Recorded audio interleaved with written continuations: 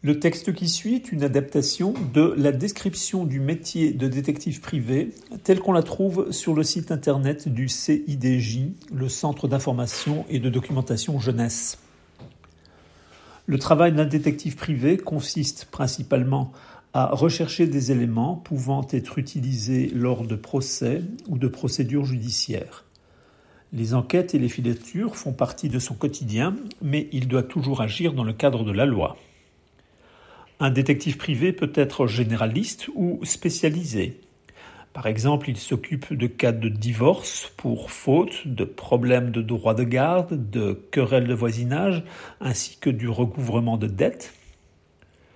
De nos jours, un détective privé, officiellement appelé agent de recherche privé, s'occupe également de détecter les fraudes en tout genre, révéler les escroqueries à l'assurance ou les abus de confiance, repérer la concurrence déloyale ou lutter contre l'espionnage industriel. La recherche de personnes disparues est également une partie importante de ce métier. Les principales entreprises qui font appel au service d'un détective privé sont les banques, les compagnies d'assurance, les agences de recouvrement et les huissiers. Le détective privé peut être employé par une agence, travailler de manière indépendante ou rechercher des missions ponctuelles auprès d'agences auxquelles il offre ses services. Une carte professionnelle est délivrée par la Coordination nationale des détectives aux personnes justifiant d'1 an d'expérience. Un détective privé peut accepter ou refuser une mission sans avoir à se justifier.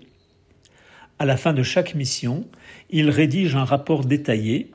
Ce document est recevable devant tous les tribunaux et juridictions en tant qu'élément de preuve.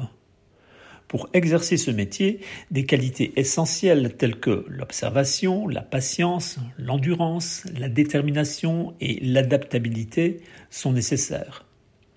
Parfois, il doit également faire preuve de courage pour faire face à des situations complexes ou dangereuses, comme des situations d'énervement ou de violence.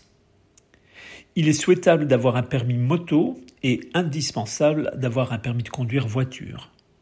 De plus, la maîtrise de l'anglais est nécessaire.